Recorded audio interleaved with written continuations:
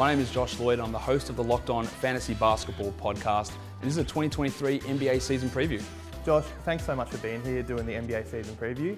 What we're basically going to do is run through a few different segments, toss you a few questions, a few hypotheticals, and we'll get your thoughts on them. The first segment we're going to do is fact or fantasy. Obviously, you're a fantasy expert, but we've got to look at the facts of the NBA as well. Fact or fantasy, Jamal Murray will make his first NBA All-Star team this year. I think it's a fact.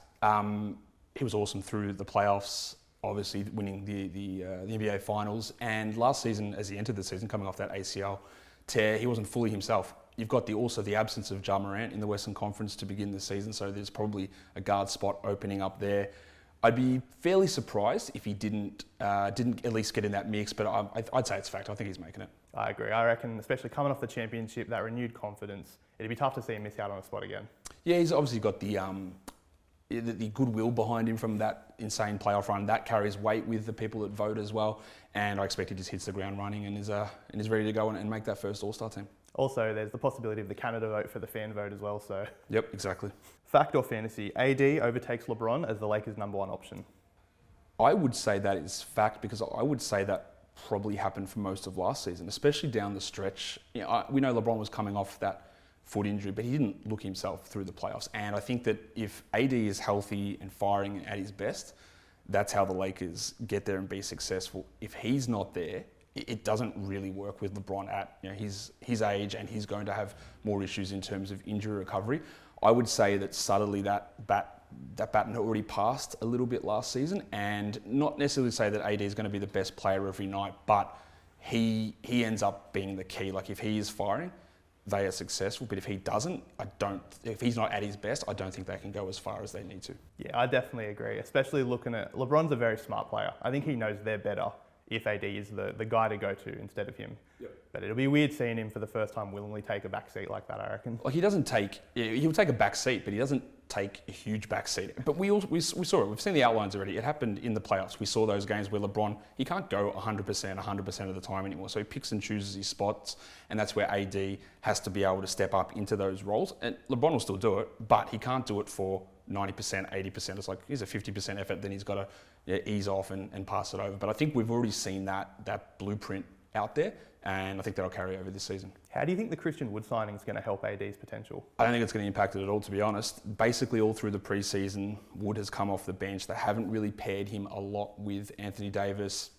I don't imagine Wood is going to start for the Lakers. He has a lot of deficiencies defensively, and they've just got a lot of other guys who will play in those positions. So I don't think that Wood, who is a guy that puts up numbers, but it's always on teams that have been bad, I don't think he actually impacts winning, and I think that people will see that he plays a lot less than they expect. Fact or fantasy, James Harden will play a game for the Philadelphia 76ers. Yeah, well, I don't know. Every day there's something new. You wake up every morning and there's a new piece of information, so he's away from the team for a personal matter. Is it really a personal matter? Is it? I've got no idea. Like, there's something going on. We hope there's not, and he's okay. Will he play for the Sixers? I don't know. I feel like I go back and forward on this every day. I'll say fantasy. I don't think that he will play a game for the Sixers. I won't be shocked, but if I had to lean one way, I'd say no, he doesn't. Yeah, I agree. I think there's two different precedents we've got here. We've seen Harden has tried to force his way out a few times. Obviously in Houston, he played but didn't play very well. And then you've got the Ben Simmons Philadelphia thing where he sat out the whole time. I think it's probably going to go more towards that side where he just says, I'm not getting in there, just get me out of here. Yeah, the thing is that Harden's done it twice, obviously, so he's pushed his way out of Houston and Brooklyn, but he did play in both of them. He played poorly and he gave minimal effort or sporadic effort, let's say. Like there was a game where he put up big numbers, then he wouldn't try in certain areas, but he did play. I think maybe it's more that he would be, okay, I'll play, but I'm going to be disruptive, and the Sixers just go, no, you're not going to play. Like we'll do something else, or we'll get you out of here as quick as possible. So I'm not sure it'll 100% be his decision, but I find it at this point, I'd say it's like a 60-40 that he doesn't play. What trade destinations do you think are likely for him? The only thing I've ever heard is the Clippers, and I don't really see anything else popping up. In fact, I'd be pretty stunned if it wasn't the Clippers. It just feels like it's just a haggling price issue at the moment in terms of what they're sending back. And honestly, if it's not the Clippers, I don't know what other team has got any assets or would want him at that price on an expiring contract. I don't see it going anywhere else. Fact or fantasy, a new player will win the MVP award. I will say fantasy. I think the number one guy at the moment has to be Nikola Jokic. There was a lot last season. Obviously, he came second behind Embiid. I thought he should have won it. And through the playoffs, as they steamrolled everyone, he wins the finals MVP. You just heard it, man. I can't believe how ridiculous it is that he didn't win the MVP.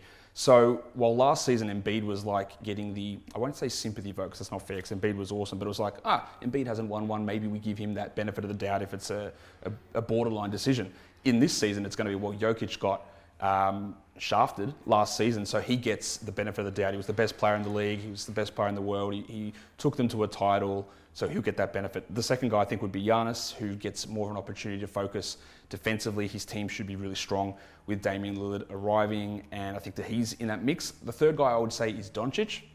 Obviously, he hasn't won an MVP yet, but I have some concerns about the strength of that team, how good they're going to be. He enters the season with a couple of lower body injuries, which who knows how they're going to go, and one of them apparently lingers over from last season. And if of my top three candidates, two of them have already won it, well, it's more likely than not to me that someone wins the MVP that's already won it, with Jokic or Giannis capturing their third. Absolutely. I definitely think those two are easily the clear favourites. I think if Jokic can replicate last year with all that, again, the goodwill from the championship, like you said, the narrative of what did we do wrong, I think he'll cruise to it. The only thing with the narrative with Doncic, I think if Dallas can have a pretty good season and he can shine, people have been building him up for so long as a guy that will win one. So maybe he almost gets like the Embiid treatment of last year, like, oh, it's his time, it's his time to win the MVP. I think a lot of the time you see it where someone like Doncic, like he's never been runner-up or he hasn't been third, so people want to see that happen. He'd have to be, the gap between Jokic and everybody is pretty sizable at the moment, I think. So Doncic would have, well, anything could happen. Like Jokic could get hurt. We hope he doesn't, right? He could get hurt, but at any point, if that happens, Luka would have to be so much better. They'd have to go on 20-game win streaks, win 60 games. The Nuggets would have to falter and drop to the fourth seed or something, I would think, for that to happen. I do think that Luka will win one at some point, but it's just there's a lot of sort of hills to climb for this season. Fact or fantasy? Chris Paul will be a Golden State Warriors starter for most of the season. Okay. Most of the season implies more than 50%, so I will say fact. I think that they will start him opening night is my guess, and I would find it hard for them to bench Chris Paul if he does get that initial nod. The only thing that I'd be cautious of is if it isn't working out, I think they would be more likely to actually trade him than to bring him off the bench. So that would be my part to sort of hold off on that. But the trade deadline is 67% of the way through the season. So let's say 50%. So let's say fact he will start for the majority of the season. Yeah, I agree with that one as well. I think if you asked me this 2 weeks ago before the preseason, I would have fully said fantasy. Coming off the bench, great six man. But him and Steph, the combination, their chemistry immediately just burst off the page. So I see it hard for Steve Kerr to go to him on the bench after seeing that unit in the starting lineup. I agree. Yep. All right, we'll go to the next section now, which is what's more likely. I'm going to present you two different scenarios, and I want you to tell me which one you think is more likely to happen. The first one, the Boston Celtics claim the number one seed in the East, or the Milwaukee Bucks claim the number one seed in the East? I would say it's more likely that the Bucks claim the number one seed. The Celtics probably have the best strength or the best players, but they are extraordinarily shallow, so they don't have a deep roster at all. So if one player gets hurt, then they are looking at some guys who probably aren't quite at that level that you want to be a high-level rotation player. The Bucks probably don't have the exact level quality starting group, but I think they've also got, I'd say, the two out of the top four guys in terms of Tatum, Brown, Giannis and Lillard. The Bucks have probably got the best two out of that group, so that gives them an advantage. They've got a little bit more depth as well, so that they probably run 8 to 9 deep in terms of rotation players, with the Celtics are probably at 7, so they can withstand a little bit more. Plus, the Bucks were the number one seed last season with Middleton, who was the second best player, playing 30 games and playing 20 minutes a night basically through that time. So I find it hard to believe that the Bucks would be in a situation where I think they got better and they can't pull that off again. I like the Celtics in this one, I think. Okay. I think the addition of Smart and, not the subtraction of Smart, but you get Holiday in there and KP coming in. He's looked really good in preseason. I don't know, I really like their chances. But in saying that, I think Milwaukee are more likely to make the final. So I don't know if that's a gut feeling, I don't know what it is, but... I agree that Porzingis has looked awesome through the preseason. He's looked really good. The problem there is if he gets hurt or misses 20 games, then it's Luke Cornett, right, who's coming into that mix. If Giannis gets hurt, if Brook Lopez is hurt, like Bobby Portis isn't those guys, but He's better than Luke Cornett. If Drew Holiday goes down, then you're looking at Peyton Pritchard playing a sizable role. Yeah, Derek White will be in there, but their bench is nobody. But if say Lillard does go down, Cameron Payne's okay. He's done that role for Phoenix many times. They've got a bunch of bench players who can slide in and just sort of absorb a little bit more of that responsibility. Whereas the Celtics guys, it's just a lot of unproven players after their top six. The one thing I would say that I could agree with you on is that I don't know what the Bucks coaching is going to be like. Mike Budenholzer was an unbelievably good regular season coach, one of the best regular season coaches that we've seen in the last decade, right? Whatever team he's had, he's always elevated them and made them awesome. I don't know what Adrian Griffin's going to be like. He might be terrible. He might be average. It might make a big enough difference that the Celtics take over. What's more likely, Scoot Henderson wins Rookie of the Year or Chet Holmgren wins Rookie of the Year? I would say that it is more likely that Chet Holmgren wins Rookie of the Year. Chet is one more year in the NBA system, obviously after missing all of last season with a foot injury. He already I don't know how to exactly frame this, but he is one of the best rim protecting players I've ever seen. Not prospects, not young players, I'm not saying as a shot blocker, but his ability to know where to be and to protect the rim is huge. And as a big man, there's a general narrative around that big men take longer to develop. In the NBA, it's not really true. Like we saw it with Walker Kessler last season. You come in, you protect the rim, you impact winning. And Chet is on a team that is going to push for the playoffs. He's going to have that level of experience. Scoot is on a team that is going to be bad, and rookie point guards often have real struggles adjusting. Scoot might put up solid numbers, but I think if they're equivalent, the guy that's doing more defensively, is more impactful, and is on a better team, probably will get that nod. I definitely agree with you there. I think Scoot will have some real growing pains with the whole team facilitated around him. I think Chet, like you said, his role, the team that will hopefully make that playoff push, both sides of the ball. I think obviously the elephant in the room is Wembanyama probably favourite over both those guys. He's going to win it. He's got the unless he plays 40 games, he's going to win it. I don't think there's any debate about that. But put him aside, then down to those other two. What's more likely, Ben Simmons is an all-star or Mikal Bridges is an all-star? It's 100% Mikal Bridges in that situation. Simmons has looked better through the preseason. He still doesn't look like the old All-NBA all-star Ben Simmons. He's not quite there, but he looks 100% better than he did last season. But Bridges is going to be the best player on that team, I would guess, this season. He is going to put up the scoring numbers.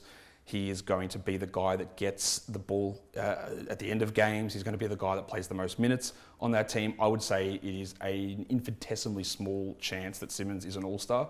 I wouldn't say it's guaranteed that Bridges is, but I would take Bridges every time there.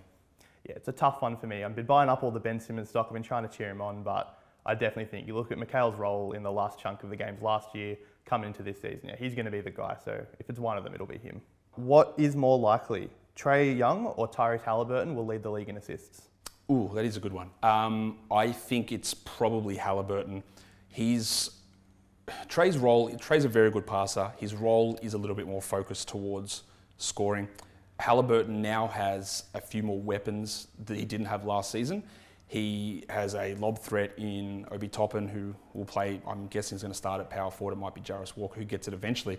But last season they were running guards at the four. So they were running Aaron Neesmith and Jordan Nwora. He didn't have that option, whereas Obi Toppin's one strength is pick and roll, it's lobs, and Halliburton's just going to be chucking those all day. I'm not even sure it's close, honestly. And by close, I mean within 1.5 assists. I think Halliburton probably gets him. The one that's sort of in between there is where does James Harden fit into all of this? I reckon if Harden does end up on the Clippers, he's going to pull back some of the scoring, but he might average 12 assists if he plays for the Clippers. So he'd be the other one there, but I would have Halliburton over Young. Yeah, I think Hall is the choice there. I think Trae last year, averaged more assists, but that's right. Halliburton, I think, is still young and a bit more on an upward trajectory where, like you said, he's getting more tools, more guys around him. Trae, I don't think he's hit his ceiling, but I don't see him making another massive leap from where he is right now. Yep. What is more likely, Memphis win more than 15 games or less than 15 games during Ja Morant's 25-game suspension? So you expect them to go at a 60% win clip, 15 out of 25. I think it's more likely they go under that. I would say if they can hold at 50, if they can win 13 out of the 25 or 12 out of the 25, go 500 across those 25 games, they will probably consider themselves not lucky, but in a pretty good spot. They don't have the safety blanket of Tyus Jones. Yeah, they've got Marcus Smart, but Marcus Smart can't replace two guys. He's got to replace Dylan Brooks and Ja Morant to begin the season. So he can't do both of those jobs. And they also don't have Brandon Clark, who's a really important backup bench big for those guys. So I would think that in the past we've seen their record without Jar be really strong. That's because Tyus Jones was there, who had an institutional knowledge of the systems that Taylor Jenkins was running and all of that. Like, he just knew how to sort of sort it out. Smart now has to learn that. He hasn't even played in preseason yet, so I don't even know how healthy he is, and he's got to fill in the Dylan Brooks role sort of also. So I would think they'd be feeling pretty confident if they ended up at 500 across that time frame. Yeah, I think I'd take the under as well. Obviously, the loss of Tyus is massive. A lot of people call him the best backup point guard in the league, and then Dylan as well. So you got Smart, like you said, trying to foot in two camps, and I think he's struggled as a ball handler as well with Boston as well. We saw in their finals run as well.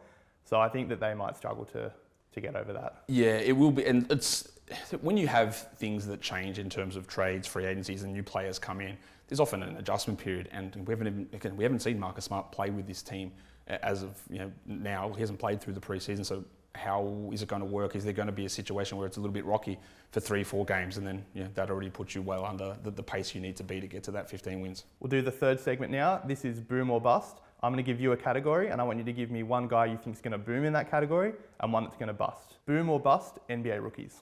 The obvious boom is Wembanyama, right? So whatever you think he's going to be, he's going to be better. I've got no real qualms about that. I've been saying that for years through the draft, whatever. You don't need to overthink any of this stuff. He's going to do multiple things this season that we have never seen happen on an NBA court. He's already done 2 or 3 of them in the preseason. He just nutmegged a bloke dribbling the ball up the court yesterday. And he's doing stuff that you have never seen, right? So he is going to be better than you expect. That's the easy answer. The one that's more under the radar, he was a very high pick, but Amen Thompson, right? He's going to start out the season as a backup in Houston. But I think he's going to be so good in terms of ahead of where he should be as a rookie ball handler that teams, the Rockets fans, NBA fans are going to be like, why isn't this guy starting? Like, he needs to be in a larger role. He's going to be accomplished offensively and defensively. He's going to be making highlight type plays consistently. And I think he'll probably surprise some people. In terms of a bust side of things, I would go with Brandon Miller.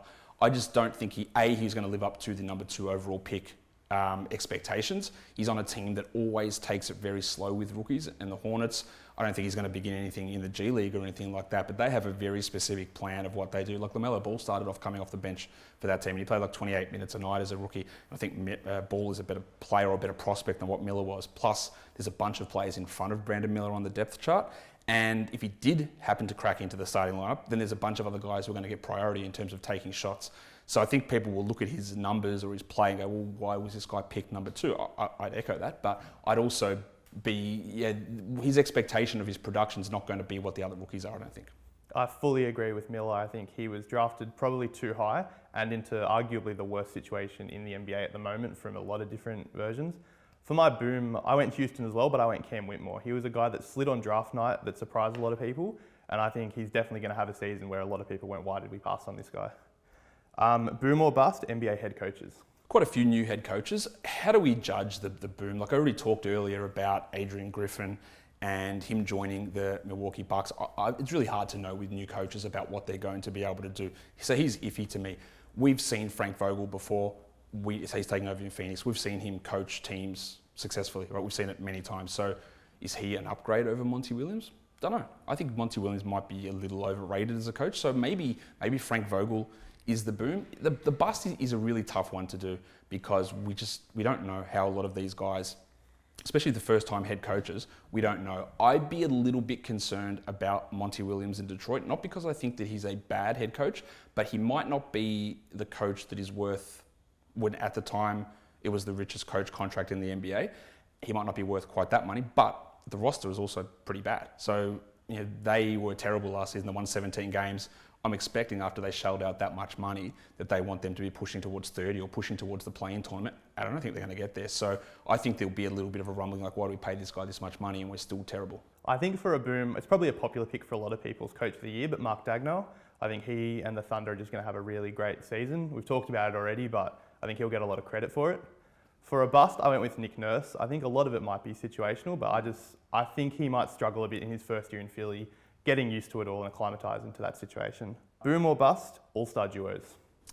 All-star duos. Okay, so we can't count Jokic and Jamal Murray yet, but they will be the boom one if Murray ends up getting to that position. But I think the obvious one has got to be Giannis and Lillard. I think it's going to work perfectly with these two. They've never had a teammate of that caliber, but also of that play style. Like, we can argue about the quality of Chris Middleton and Drew Holiday, or when CJ McCollum was in his prime. They're not the same level of player, but just also the pairing of Giannis and Dame. If someone who, when Dame's got it, everything opens up for Giannis because everyone's panicking where Dame's going to shoot it from. And when Giannis is there to help cover up some mistakes defensively, but also gives that option where, like, when Giannis gets the ball, people have to dig in to try and stop him. Opens things up for Dame. I don't see how that, not how it fails, but how does it not, like, elevate the play of both of those players? That's one that I think is going to be important in viewing basically from the beginning of the season. The bust side of things, I'll go back to the Lakers, mainly because you got Davis and LeBron, right? Really good players. At some point, LeBron is going to fall off. But the other thing about it is just injuries. Like, they can be great, but can they be great enough?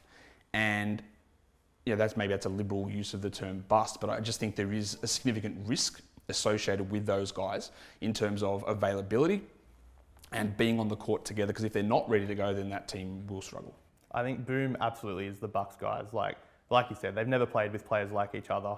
You saw it even in some of their preseason stuff. One guy do something, the other guy stand in their eyes, just massive. They've never seen it. For a bust one, I went with the Kings, Sabonis and Fox. I think they might have hit their ceiling last season, and I think they definitely, especially on Sabonis' side, struggled in the playoffs. I don't know if they'll reach the heights that they got to last season. Boom or bust, marquee signings. Marquee signings. Well, or trade people. The free agency is a little bit dead in the NBA. Not much. The best signing was probably Fred VanVleet. Yeah. I'm not sure how that's going to go. In terms of trades and just player movement, we'll go back to Dame. Like that's the boom one. That's the one that's going to have significant impact. If I want to just give you a different answer, I think you talked about Boston before. We can talk about the acquisition of Drew Holiday, which is awesome, but also getting Kristaps Porzingis, I think, is pretty massive for them. So if we put those two together as off-season moves, it changes a lot about their team, which can be a little bit frightening. Like, you've gone from a different sort of a squad with defensive big men, defensive Marcus Smart out there. They're all gone. Now we've got a shooting big man who is a really good defender as well. We don't know how it's all going to work. I think it is an upgrade, and I think it is exciting to see what they're going to be able to do with those new players on there. If we talk about bust, again, it's all pretty relative, right? Bradley Beal going to Phoenix, if we're going to assess the transaction, it was nothing, right? They didn't have to give up anything to get him, so it's already a win. It can't fail for that reason. Part of it's not even a concern with that, is that does it lead to the results they want because of the duplicative nature of the way that Beal, Booker, and Durant all play? They're all good, and Beal's an upgrade over what they were put in that position before, but it doesn't let everyone be 100% of themselves all the time. So if your expectation the Suns are going to roll through, win 55 games because Beal is there, I would say that I'm not sure Beal is going to actually be able to do the things that he's done in the past because of the way the team is structured. Yeah, I fully agree with both of those. I think the Dame one, self-explanatory. The Beal one, like you said, him and Book are very, very similar players. There's chatter that Beal's going to try and start at the point, but I feel like that might be trying to put a square peg in a round hole a little bit. I don't know if that fully lives up to his potential, so I think there'll be a lot of growing pains there. And then finally, boom or bust, Aussie NBA players. Boom or bust. Okay, so let's dig a little bit into this one, because I think that boom is, let's say Dyson Daniels, because especially early in the season, the Pelicans have got a lot of injuries at the moment. Jose Alvarado's injured, Larry Nance is injured, Trey Murphy's injured, Najee Marshall just got injured. Daniels is playing quite a few minutes through the preseason, and he's going to have to do that. He is big. I reckon he's grown since last season as well. He can defend. His shooting has looked pretty good in the preseason. I'm not sure whether that's going to stick. I wouldn't bet on it, but I think that he is going to be a guy that, let's say that a lot of Aussie basketball fans may not be fully across what Dyson Daniels brings, but I think he's going to find himself in a bigger role this season and put himself into being maybe not a starter, but as a valuable player. Bust? Again, it feels unfair, but I think that I'm a little worried about how Josh Giddey's going to fit. I think Josh Giddey's awesome. I think he's fantastic, but I worry a little bit that him on that team with Jalen Williams, with Chet Holmgren now, does he have that level to improve from this season? How do they prioritise him in terms of who is getting the ball? Because he had a pretty high usage last season, but we saw Williams push at the end of the season. Chet is there now. One of the big strengths of Giddey was getting in, getting rebounds, starting transition. Is that part of his game reduced? I'm not sure. He took big steps forward last season. I thought he was fantastic. So I wouldn't say that he's a bust. I'd just say that maybe he isn't the boom that you would expect from a third-year, 21-year-old player where you expect them to really start to take over, when I think his situation maybe squishes him back a little bit. I think one thing with Giddey too is as that Thunder team looks to improve, they probably start looking into the trade market a bit, see if there's a big star there. And Giddey probably is the odd man out if they're looking to put one of their young pieces in, like you said. So I don't know if that's going to be on his mind or not, but I definitely think that, yeah, he might not have the big jump people expect. Yeah. A boom I like is Josh Green though. I know that Grant Williams has come in, so he might be competing for minutes a bit, but I think the Olympic experience is really going to give him another extra bump from what he was doing last year, which was even improved from the year before that. Yep, Green's interesting. I think he will start for them. The problem that I have with Green is that in the moments that we saw him play alongside Kyrie and Luka last season, he just sort of gets lost. He doesn't really sort of, like he was great when they were out and he was like, give me the ball and let me cut, let me just create some stuff. But when he played with those guys, Jason Kidd was pushing him in and out of lineups. He really didn't touch the ball very much at all. And I worry that he'll be in a starting role, but not really able to elevate that game a little bit further. And he also shot like insane numbers last season. So if they come down a bit, then maybe some of his effectiveness wanes from what he did last season.